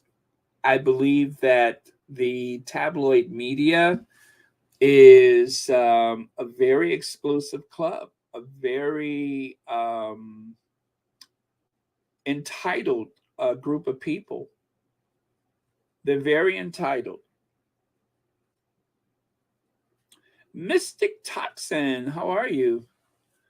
Let me see. Mystic Toxin says, sometimes it surprises me how many people didn't grow up in an abusive family. Obviously, the British royal family is on the world stage, but the tactics King Charles III and William are seen even in peasant families. Yeah, the tactics that they're using are seen in the peasant families. It is it's like a certain pathology that accompanies their logic, if that makes sense. And William in particular, as much as I thought William was going, I mean, I know this sounds strange, and I used to think that because William always seemed so aloof and looking, he looks so much like his mother. I thought William would be the one to do this. I thought William, not that I did not think Harry was capable. I just thought William was going to make them pay for the way they treated his mother. I did. I had this fantasy, this belief that William was going to really sock it to the royal family. I did not know, I didn't conceive that Harry would be the one to carry his mother's memory, to fight that fight, not only for himself but for her, because they want to rewrite the history. They want to silence Diana forever. They want to create an imagery in modern times that will replace Diana. And of course, the way Kate has been going around dressing like Meghan. And, you know, people say, well, don't give it any attention. Don't think about it. I'm sorry. It makes me angry. It makes me angry because they're trying to erase Meghan's image from the airways. They want to try to make her like some little footnote in history, in spite of the price that she's had to pay for just marrying someone she fell in love with. You know, and I could see why. Like, remember when Meghan said, one of her friends said, is he worth it? Well, seeing Harry in action, right? Seeing Harry in action, seeing the way he, how brilliant he is, how strategic he is, who doesn't fall in love with that? Yeah, I mean, being a prince is a nice hook in the beginning, but the passion, the compassion that he has, his honesty, who would not find that attractive? Who would not want to be with him?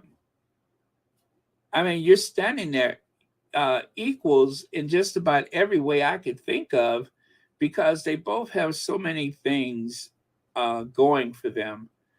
And it's so rare that you can find a couple that are like so dynamic together. And even when they are apart from each other, nobody's disappointed that one showed up and not the other. Whereas people used to openly mock Charles when he would go out with Diana. They're just like, oh my God, she's on the other side of the street. I told you we should have gone on the other side. But with the Sussexes, nobody's disappointed because Meghan's on the other side of the street. Nobody's disappointed because Harry's on the other side of the street. Yeah, they might have their preference, you know, for one or the other, but nobody's disappointed. Whereas Charles would listen to people saying that they wish they were where Diana is. Did you guys see when they were signing that guest book and all of the cameras were click, click, click, click? But Diana was trying to not upset Charles, so she kept her head tilted down, her eyes covered by her hat. And as soon as she tilted her head back, click, click, click, click, click, click, click, click, click. I mean, the cameras sounded like a machine gun. You don't have that with the Sussexes. Either way, it's a double act. Whether they're together or not, it doesn't seem to matter. People are always glad to be with them. And that's the big difference. Charles has never had that. Charles has never been more important than his mother. Even on his coronation day, he wasn't the most important person in the room. Harry was. Harry was the moment. Oh, Andrea, thank you so much for that. Thank you very much. But Harry's always been who he is. And then when he met Meghan, it's like he said, it just crossed every box. Everything that he ever wanted in a partner, there it is. And it also makes a lot of sense why Harry is fighting this fight, why Harry is putting himself through this struggle, why he's risking so much, because they are trying to take his happiness away.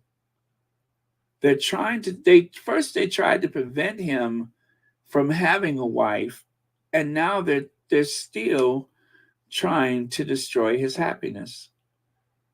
And what kind of man would he be if he sat back passively and watched people try to destroy his life, try to destroy his family, try to objectify his children?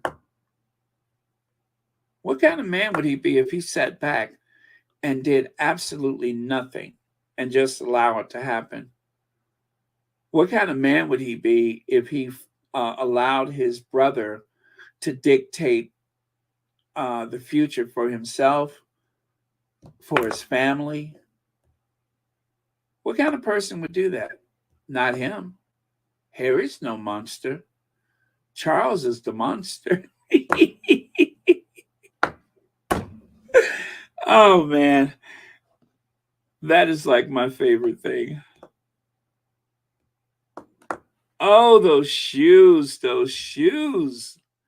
Those shoes. It's all about those shoes. Let me see. Wait. Where is it?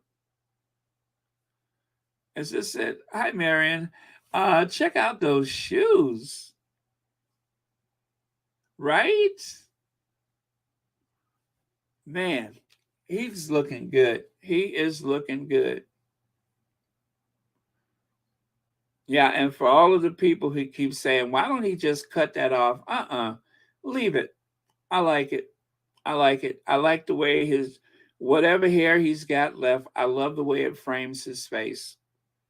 He's looking good. It's like he's aging backwards. He still looks like a kid to me. He still looks like a kid. William, not so much. Harry, yeah, he looks like a kid. Baron, those people don't know that Harry, Meghan, and their family are under the cover and blessing of God. Yeah, but they're going to find out very soon. Very soon. As Dominique Devereaux said to Alexis, she said, who am I? You're going to find out very soon. Very soon. So, yeah, they will find that out. Oh, yeah, it's got to be Dior. It's got to be Dior.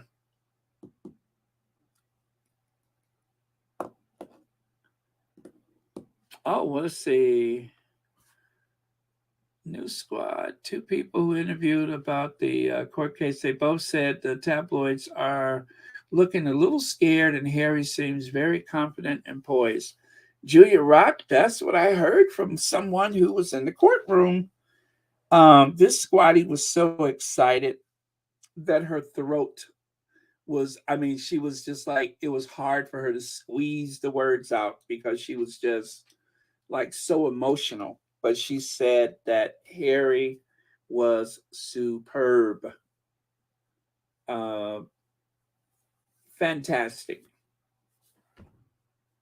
Oh, yeah, Lori, me too. I watched the whole box set. I remember watching it when I was a kid, and I watched the whole box set. Love Dynasty. Love it.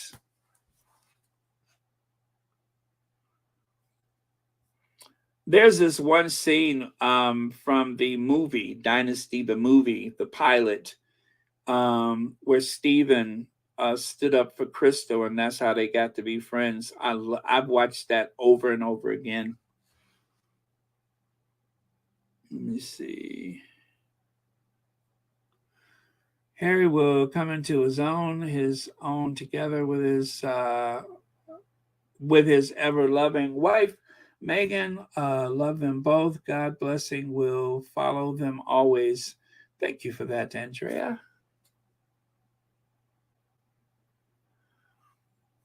Oh, Charlotte is here. Hi, Charlotte. I didn't realize. Let me see. Meghan helped Harry practice for court. Wouldn't be surprised if they hired an expert to practice.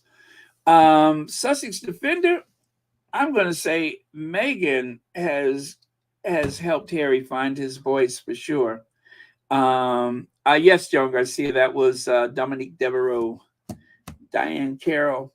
But yeah, Harry, when he speaks publicly, there is such a difference in the way he talks, the way he dresses, everything.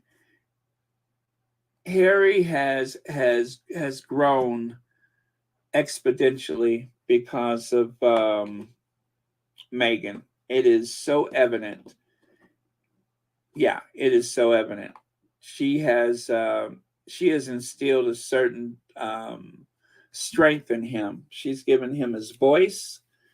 Not that he didn't have it before, but he's very polished now. Very, very.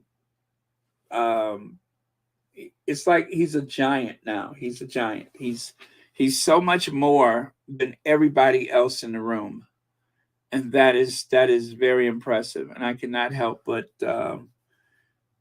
believe that Meghan played a very big part of that. I mean, she let him know, you got options. You got options. You don't have to stay here. I'm not going to put it all on her because he did one out a long time ago, but he didn't know the way. It's one thing to open the door for someone, but for them to walk through it, that takes their own core beliefs and courage. Oh, Andrea Fife, thank you so much for the super sticker, and thank you so much for being here. Yeah, I just don't want to let this moment go. I am so full right now, and it's like I cannot stop eating. I am like binging on the moment. I really am, and I don't want to let it go. I'm just, it's a relief. I was never afraid for Harry for today. I knew he would do fine, but it's gone so much better than anyone expected, I'm sure. It was gonna be good, but this was great. This was great. You know what? I didn't notice the necktie. Let me see if there's any symbolism here. So he's wearing a dark necktie. He's not wearing blue or beige or anything. It's kind of a wine color, right? I'm sure it has some tight pattern to it. Almost like okay. I don't think I've ever seen him in such a, yeah, well, he has worn a dark necktie before. Look at what I just noticed. Take a look at his shoes and look at his bodyguard. Take a look at the difference between their shoes. Take a look at the difference between their shoes. Harry's shoes are shining like new money. Like new money. Huh. That's all I can say is,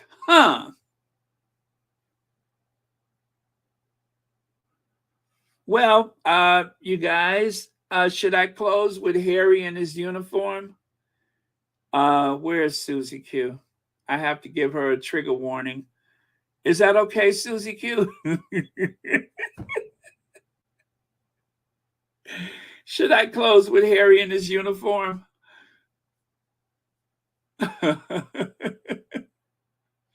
Susie Q is very sweet. I always have to give her a trigger warning. Let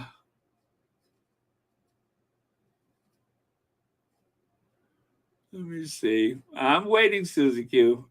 It's up to you. Yeah, right. He does have a certain finesse in his movements, doesn't he? A finesse.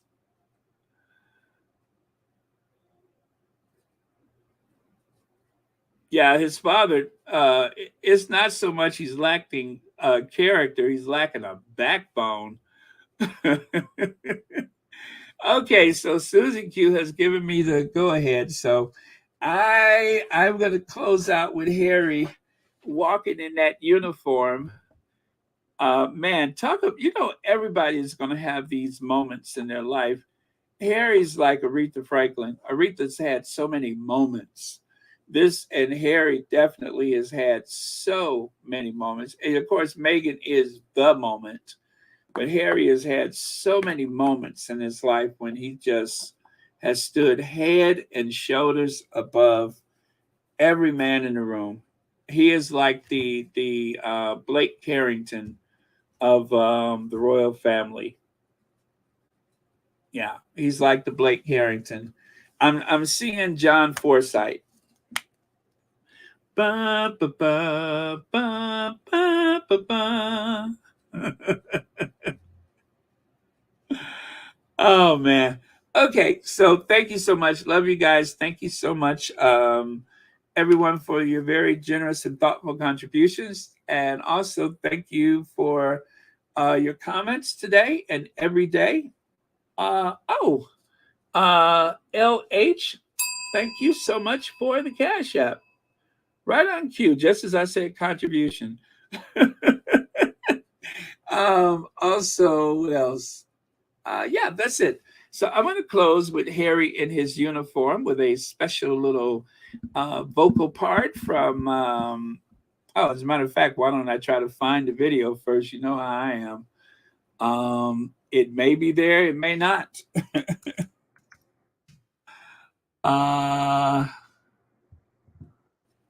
There, I see it. Okay, so I'm going to do that.